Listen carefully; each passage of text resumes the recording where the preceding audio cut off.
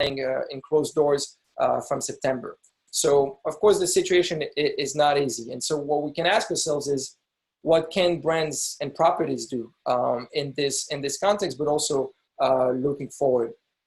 The first kind of tip or things that we've been seeing across the industry is explore the potential of gaming, and has been true with many different right owners across the industry. I'm thinking of Formula One with the virtual Grand Prix, but I think what made a good benchmark here is the example of La Liga and how they leverage their name sponsor, the Santander, the bank, into a global esports competition that drove a lot of engagement from all around the world. I mean, they reached 1 million viewers, an average minute view, I think, of 120,000 viewers on platforms like Twitch, YouTube, and others. So I think this created, a lot of engagement around gaming to foster the partnership between Santander and La Liga. The second aspect is to drive fans' engagement through creativity. And I think if you look at GoPro, what GoPro did when reacting to the current times, they launched the global social media challenge HomePro. So it stayed true to the core values of the brand of bringing creativity and creating your own story, but at the same time leverage it on social media and adapt it to the current situation of lockdown. And finally, use sponsorships for a more social good activation and use the sports talent you have to leverage those. And among those brands that did this very interestingly was Visa. So Visa was one of the main sponsors of the Olympics. They had a bunch of creatives and ad campaigns ready to go for the Olympics in Tokyo, and they had to quickly adapt to the new situations and to the fact that games were canceled.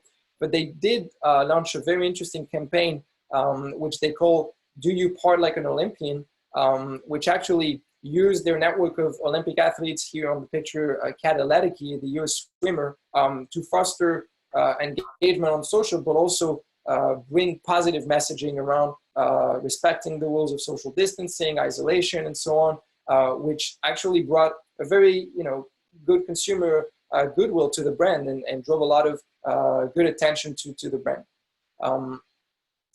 But most importantly, I think the key message here and to face those times and to move forward is really to think ahead and thinking ahead also because the times, those times will pass. If you look at this number, 72% of brands are looking to extend their sponsorship rights and those despite the ongoing uncertainty caused by the current time. So the industry is pretty much confident that those are temporary times that then are going to pass and that will allow sponsorship agreements to go through and new activations and innovative activations to go with. And I think I'd just like to share here three main points of moving forward and embracing this new kind of era of sports sponsorships. The first one is the pivot to digital. We understood that more and more the sponsorship activations are going to go online. Of course, during the current times, it's pretty obvious, but more and more, activations are going to go live online. If you looked at what the Penn State Athletics University, so college team did in the US, they organized a virtual tailgate. So of course, fans weren't able to gather and party together in preparation for the game, but they did that virtually. And what allowed the brand and the team to do that is also the sponsors. So they gave incredible exposure to their sponsor, Pepsi, AT&T, and so on, around trivia games, around social media activations that brought a lot of engagement. And I think they had thousands of fans that took part in this virtual tailgate live remotely, and so that brings both great engagement from the fans for the right owners, and also very great return for the sponsors. The second one that I mentioned earlier is esports and community.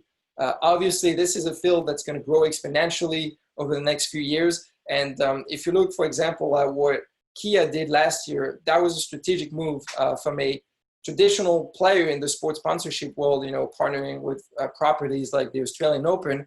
Last year, they decided to partner for the first time with the European Championship of League of Legends, one of the most popular esports.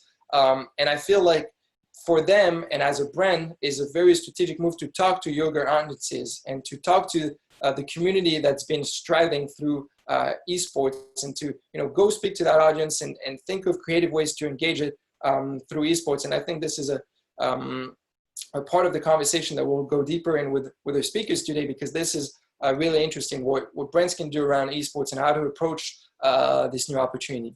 And the final one is sustainability. Think of brand sponsorships and activations around the greater good and thinking positive impact.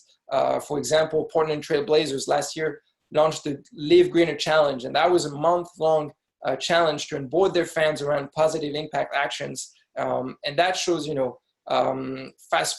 forward-thinking mindset for the brands, but also for the sponsors that joined this movement. And that's an incredible opportunity that Portland Trail Blazers gave to Daimler, for example.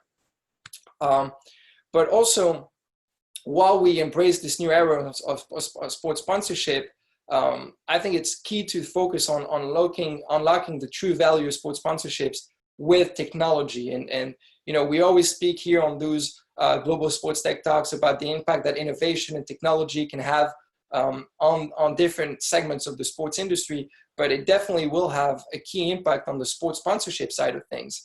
And the reason for that is also because not all the sponsorship assets are truly monetized today from the right property side. If you look at this number, 40 to 60% of every league's inventory is missing a significant portion of its overall value in 2019. That means that even the biggest leagues in the world are still under monetizing their sponsorship assets. I think for the NHL, it goes to the millions of potential dollars they're missing here because of lack of knowledge or tracking of their actual sponsorship assets. And here, technology can really help. And I think this is an opinion shared across the industry. The VP of Strategic Partnership Marketing recently declared at a conference that for many years they didn't really have data, and emotion often was the rule. And I think moving forward, we will need more science, which means more technology to track the real value of sponsorship assets and unlock new monetization opportunities. To do what? To set transparent KPIs, to increase the transparency and agree on key KPIs before signing sponsorship deals, to give the brand and the right owners key indicators to look at, and technology can very help in there. Also, cross-channel management. I mean, companies are already using technologies like computer vision to track the real value of sponsorship across all the media channels. It's not the times where we're talking about just TV, digital, social, and so on is over. Now it's just a cross-channel picture that you got to get to really value your sponsorship assets and assess their potential return on investment.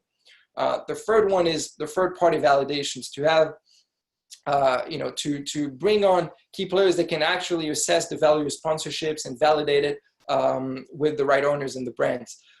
Fourth one is AI-powered measurement. I mean, artificial intelligence will allow to track the right data and to deliver the right insights to both properties and brands. And that's been already done over the last couple of years, but this is going to continuously be growing with the rise of data management platforms. And I think with Yasmin today on the line, we'll go deeper into that, because that's definitely a game changer for the industry. And finally, the real-time sponsorship exchange opportunity. The idea that you could maximize your return on investment from a brand perspective, or maximize your revenue from the property side into real-time sponsorship exchange. What does that mean? If you're looking at an NBA game, maybe you want to maximize your exposure over the last 2 minutes of the game. And so for the property, you'll be able to monetize more those 2 minutes in real time that you can trade in real time with potential sponsors. So those are just general fields of topics that will be for sure a matter of focus for the industry in the years to come. And the general message that I'd like to share before we jump right into a conversation with the speakers today is that despite the current times, obviously those times are hard, the sponsorships industry is really going to get smarter in months and years to come. And this is a journey you don't want to you don't want to miss out on.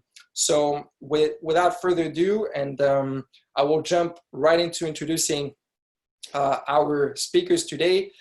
Just a few words before we jump right into the conversations with Alejandro. We, of course, at Colosseum are here to help, and especially with a platform I'd like to introduce you guys to today, Winterize, to track the new solutions that are coming into the field of sports tech. All the startups, it's free to sign up, so feel free to join, assess the opportunities, the companies that are making an impact in the sports world. And I'd like to share just, the profile.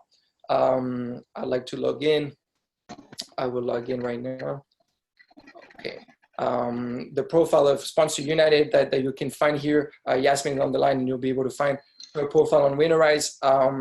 Again, invite you to join and, evaluate, find out about all those great innovative solutions that are making an impact into the world of sports and sports sponsorship. Without further ado, now it's time for me to introduce Alejandro Gershberg, and Yasmin will join a little later. But Alejandro, it's marketing communication director at Grupo Modelo for the Corona brand. Alejandro, it's a pleasure to have you with us on the line. Welcome. Thank you, team. Thank you very much for inviting me. It's a pleasure. I will be sharing my screen. Yeah, for sure. Give me one sec.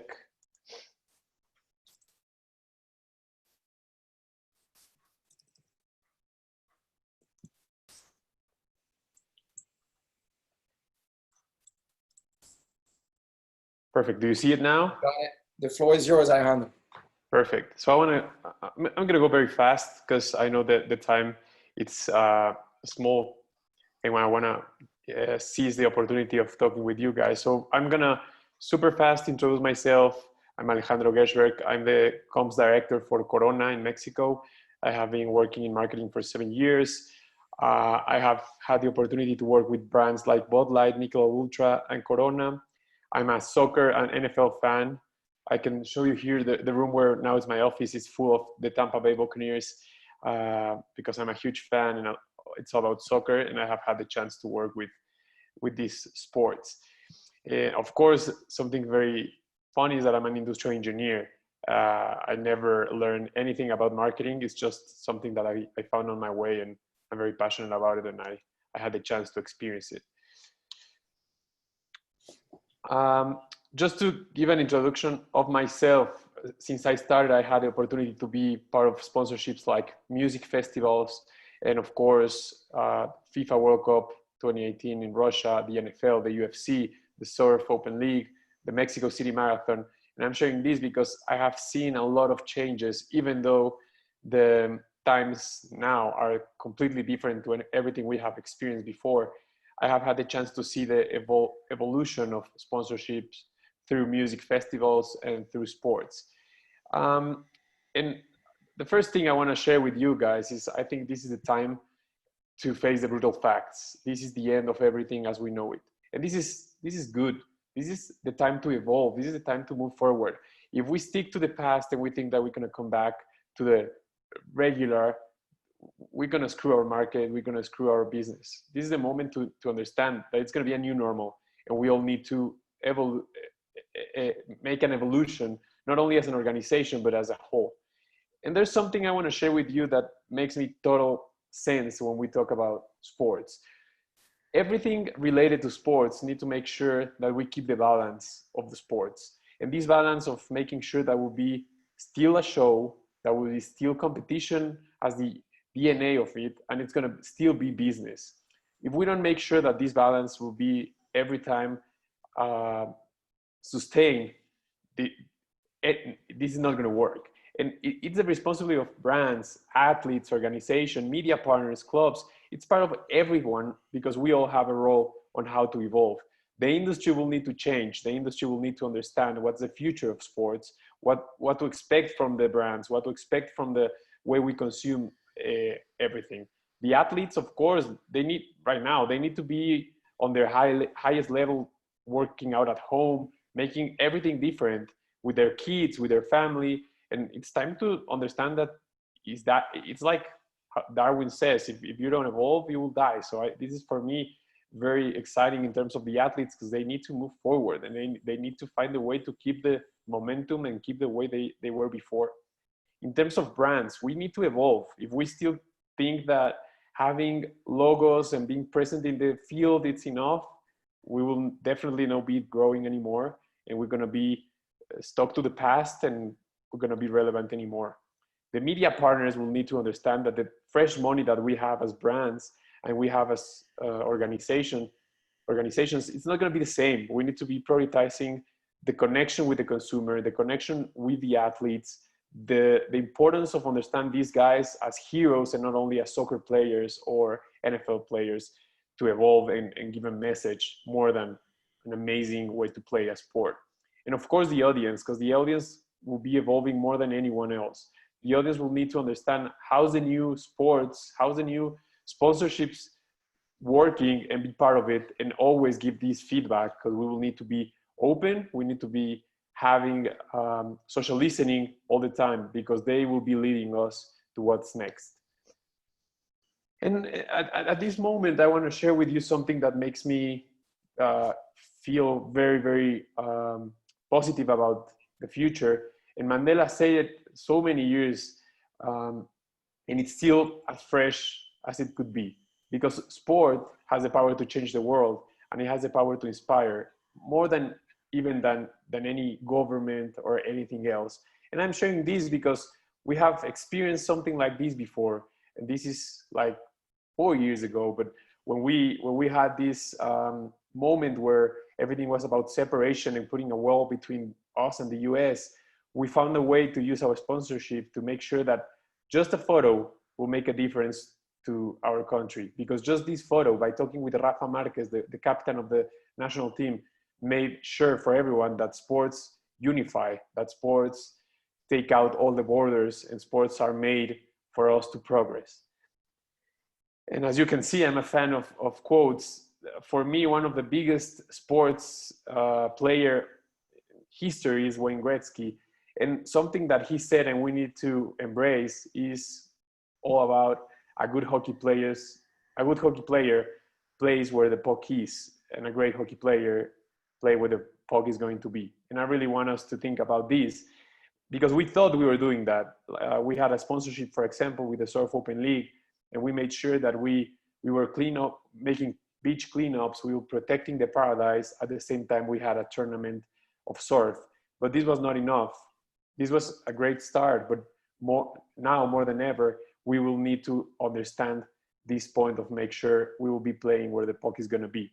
And we need to be with our eyes open, with our minds open, to understand where the puck is going to be in the future. And just to conclude, I really feel that this is the end of 3 very big things. This is the end of not having a clear purpose. And this is not only for brands, this is for clubs, this is for organizations, this is for people. This is the end of not having a clear purpose in your life. The second one is this is the end of relying on speech or logos versus action. We as brands, we as teams, we as players, we cannot just rely on the sponsorship where it was regular to have a logo and to have just a speech of we're going to do this and giving action like a second step. No, this is the moment of action.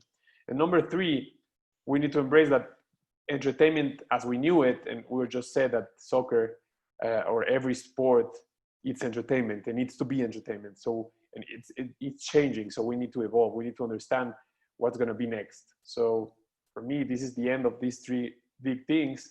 And just before ending, there's something that Albert Einstein said that makes me feel very, very, very passionate and very positive about what we are going through. And he said that for every crisis, creativity is born. And I don't know how you have experienced this, but me as a marketeer, I have never seen so many big and ambition and huge ideas as I have seen right now. I have never seen my team working in ideas and looking forward to make huge changes as we have seen it now. So I'm not saying that crises are good. I'm not saying that it's positive, but what I say is that we need to evolve. We need to embrace it and make sure that we will be having the right mentality to overcome it. So this thing that Albert Einstein said so many years before needs to be in our head. And last but not least, once again, Wayne Gretzky said, "You miss 100% of the shots you don't take." So I want you guys to think about this and make sure that it's still important for us to try to make that shoot and to try to score that goal. That it's going to be hard. It will need to have the best of us as organizations, as brands, as persons. But let's keep in mind that we will miss the shoot if we don't try it. So thank you very much, and that's all from my side. Thank you, Alejandro. Thank you so much. I think you did share a powerful message here, you know, looking at the future and looking at this as an opportunity. I will. I have a first questions for you, Alejandro. The first question, maybe if we jump into the conversation, you know, how has Corona as a brand kind of been dealing with the current crisis, especially when it comes to maintaining the relationship with your partners? I mean, you're very involved in Latin America and other parts of the world with the sports properties. What has it been? I mean, tell us, you know, we're in the family here. Tell us a little bit about the inside story of those conversations, those tough conversations that we've been having internally with your partners. Look, man, I don't know if you know, guys, but Corona and Grupo Modelo is part of AB InBev as a whole, as a biggest company. And these days, man, have been very, very hard. Imagine a moment where no one knows what the future looks like. Everyone needs to separate their money and say, you know what, I don't know what's coming. I want to take all the money out and have it on this side of the equation. But something that I have experienced and I'm very surprised is that even though we don't want to spend any money, we don't want to do any move until we understand how it's going to be in terms of the stadiums, in terms of how people are going to be looking at the sports. You were saying about the NFL in a closed door. We don't know, man, but something that has made me feel that there's something good about these learnings is that we have been very close to the organizations. We have been very close of what they are thinking about and taking the business out of the equation. Because if we think about business, no one is doing business. So we're trying to move forward and always have conversations that will be related to what's the future, how the future looks like, how we can have a partnership that will make us work together, work harder to make sure that we will be there for the consumers, which is the reason we exist as clubs, as brands. So it's been hard, but it's been amazing to see how the organizations are evolving, and we all need to be thinking about how to make difference. And the best thing to close this answer is I have seen something that I never expected, which is putting the business not as a priority and putting the people as a priority and putting the safety as a priority. And I think that's something that made a difference.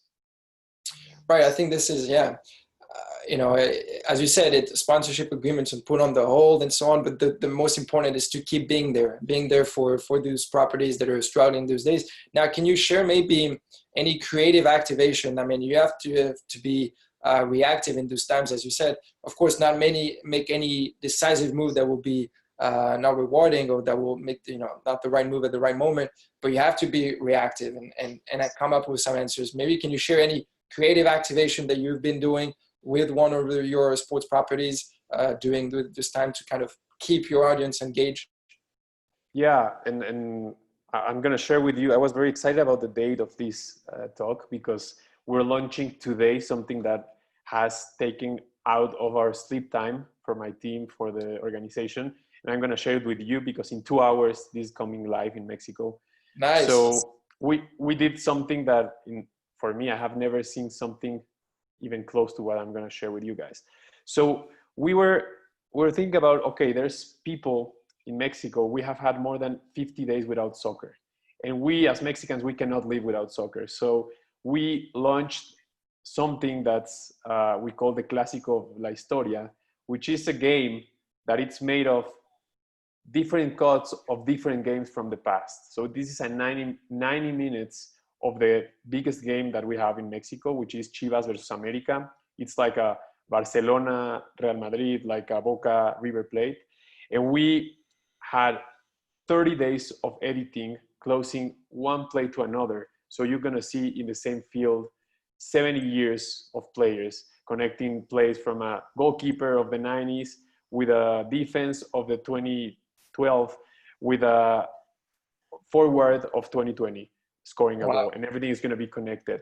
And this is just one example of what we have done, because when this started, we knew that this will take a while, and we knew that esports is big, but we have never developed esports, so we let them develop, and we will come back to see what we can do with them. But we tried to take what we have in our hands, which is relationship with Televisa, which is a TV broadcaster, with America, which is one of the teams that we sponsor, and make it happen. So sometimes even looking backwards made a difference to make soccer relevant again, because this is a game that no one has seen before, because a play that you have seen that ended up in a goal now could be ending up with a non-goal. So we're very excited about it.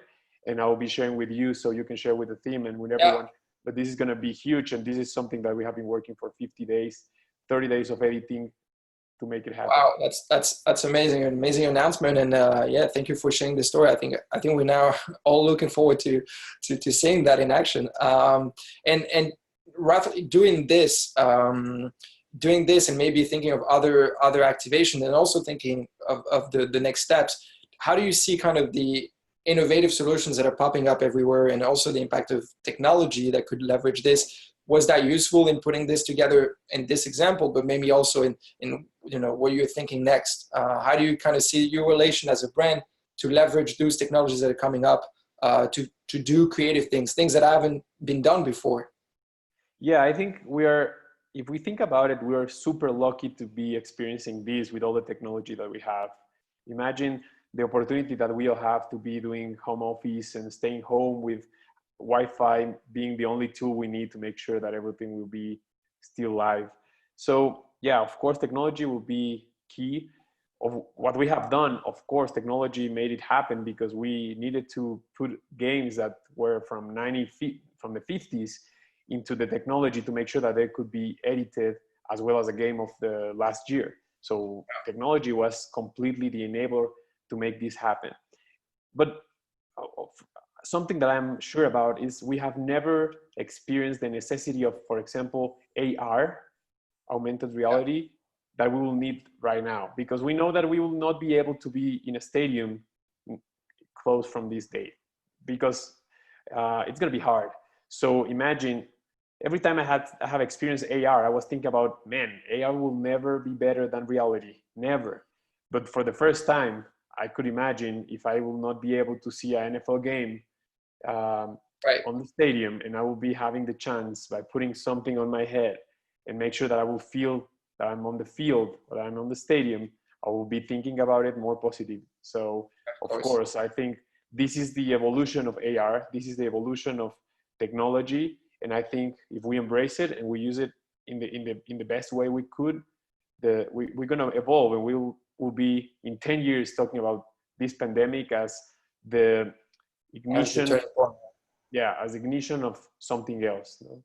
All right, maybe we just got 1 minute for last question. Someone shared on the chat. Hi, Alejandro, thank you for the presentation. How do you believe the pandemic will affect grassroots marketing and in-stadium sponsorship activations? I mean, obviously this is a topic everyone's talking about. Yeah, I think, of course, it's going to be hard. It's going to make people and brands to be way more creative. Something that I have seen in the Bundesliga that made me laugh, because it's simple, but it's cool. I don't remember which stadium, but they put a photo of their fans in the seats. Yeah. This is simple, but for me, it was like, man, as creative, it's huge. Like, the players will be looking at people, and you're paying a big amount of money to have your tickets for a year round, to be sitting there with your photo. I don't know, man. It's a silly but very cool way to find a way to be there. And I know that's not going to be a game changer, but it's a way to be thinking about it. I know that soccer experiences, for example, in terms of the stadium, will be changing. We'll not be able to be there, and people will be also don't want it to be handling things. You know, we were very used to give away flags and I don't know, the things that you always receive in a stadium. I don't know if people want to be handling things that have been, I don't know, you don't know where they have been. So of course it's going to be different. And that's the reason I was saying that the logo and the presence of having a ball with your brand in the stadium give you, as a giveaway for people, it will not be neither for us, neither for the audience. So I think the more connected we are with the values of what people need, which is security, feeling safe, feeling healthy, feeling that they are progressing, that they're taking care of the world, that they are doing something for the next generations. I think those type of purpose-driven sponsorship will be way more important than just being a sponsorship of saying Corona presenta, you know, and presentado por that we were used to. All right. Listen, I'd like to thank you so much, Alejandro, for joining us today and sharing those invaluable insights and you know, very exciting where you're coming up in 2 hours. So within 2 hours. So we can't wait to see that. Please, you know, feel free to share the links and we'll forward it.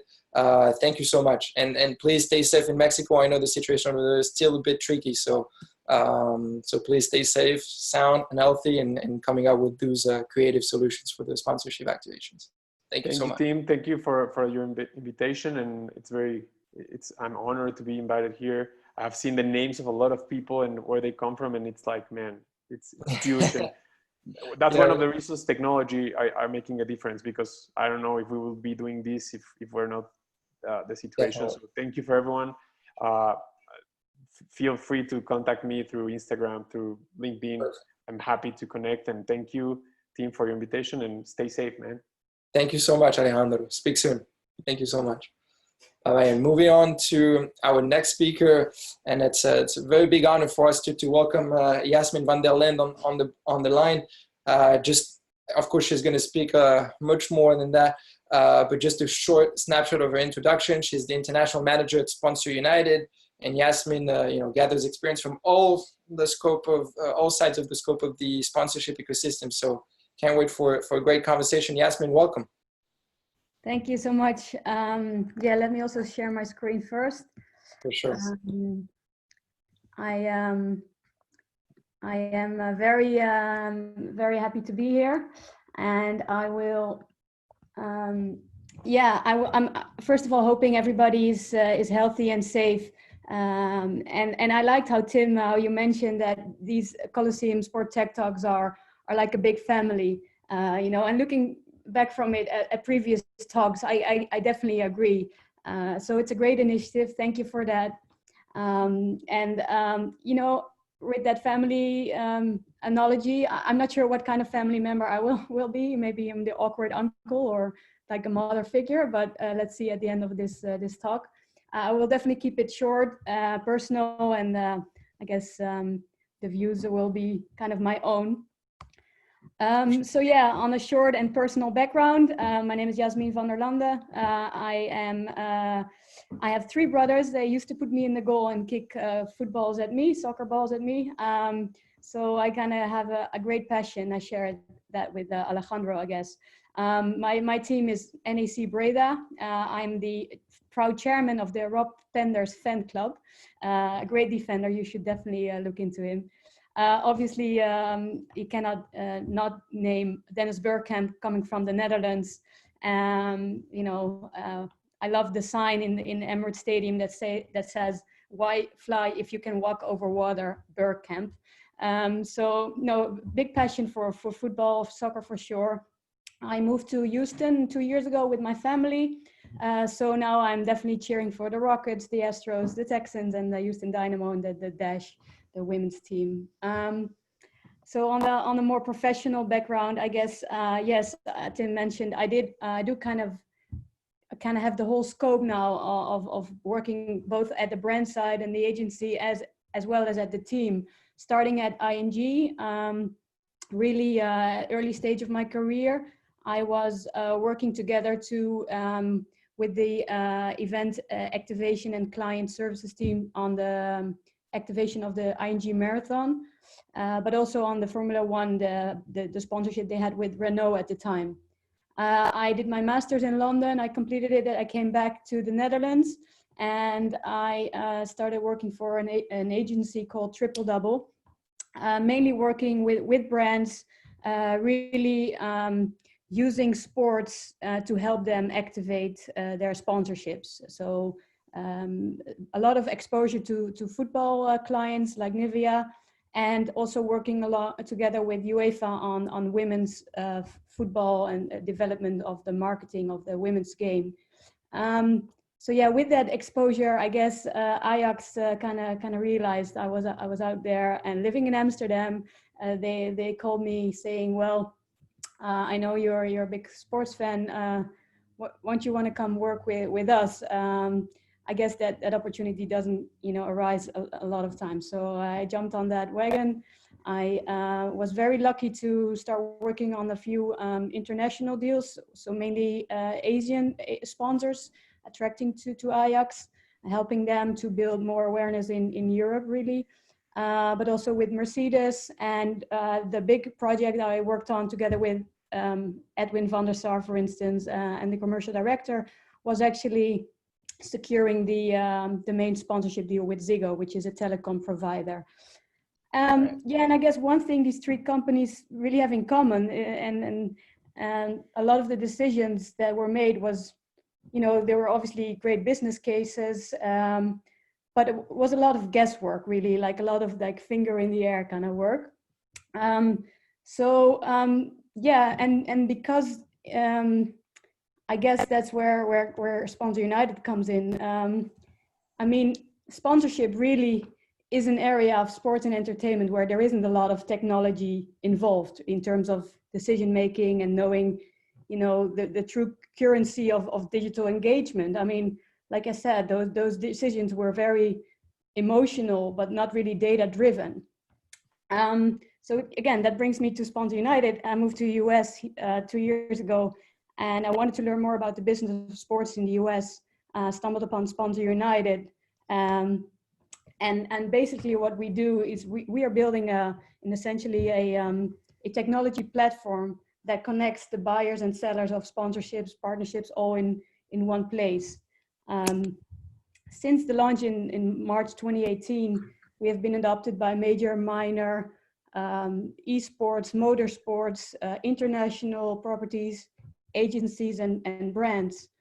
And we not only provide live on-demand research, but we actually also have all the creatives that come with these activations. So you see every piece of signage, every piece of activation, and every event really real time. So that makes us quite unique in this area. And then it's definitely also a great prospect tool, given the fact that we have over 700,000 key contacts within the sponsorship industry, both sports and entertainment. I feel like if you follow us on LinkedIn, you'll notice we're starting to share more and more sponsor insights, really. We really like to be also the kind of educators of the sponsorship space, both in the sports and entertainment industry. And in a sense, we're really just trying to make the properties and the brands smarter. So as a result, we help them focus on building relationships with new and existing partners. So they have more time on their hands to really go and do a deep dive in what and who are they partnering with. And besides our database, which I kind of like to call it our big discovery tool, really, we also have a dedicated client services team that is available to help with research. These were just the slides I wanted to share. I'd love to just have a conversation as well with you. So I'm just going to say thank you for now, and stop sharing my screen. Yes, perfect. Thank you so much, Yasmin. Yeah, I mean, first question, of course you spoke about Sponsor United, working with esports, motorsports players in the space. Well, I mean, same question that went with Alejandro. What have been kind of the conversation we've been having with these properties over the last couple of weeks?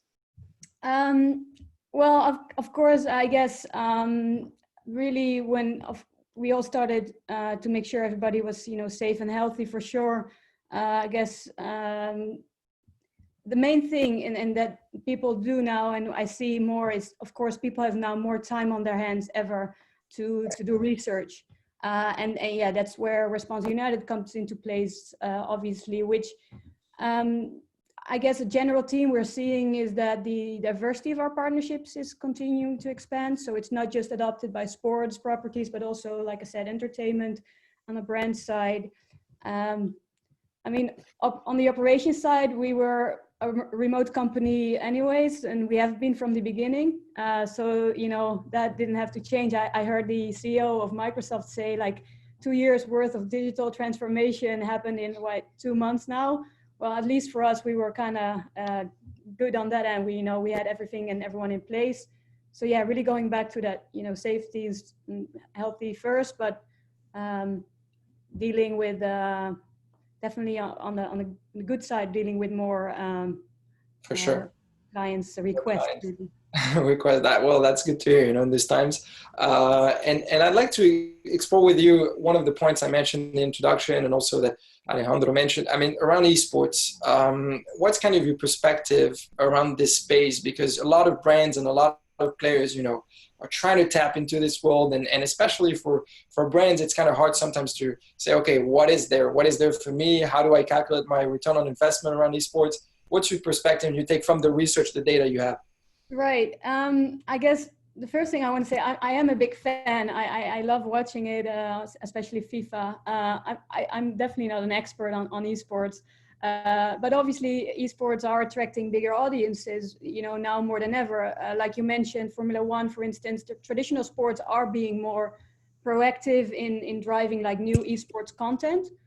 So that definitely there's a huge opportunity, not just for rights holders and teams, but also like for commercial brands to be really involved.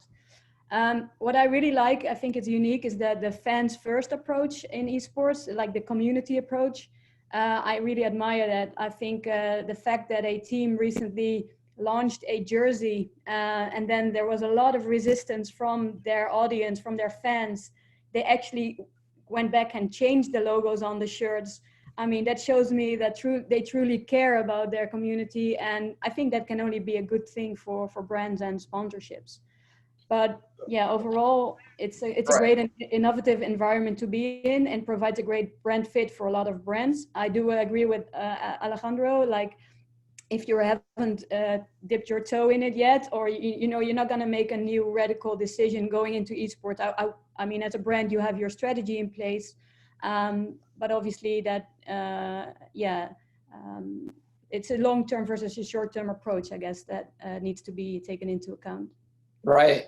And I mean, one of the main differentiators of the esports world and the traditional sports world is, I mean, I've read some of those things that, we're saying in esports, you control the whole ecosystem. You control your competition, you control your media, you control, your community. So that allows you to kind of have a leverage also with the brands and show them the actual ROI.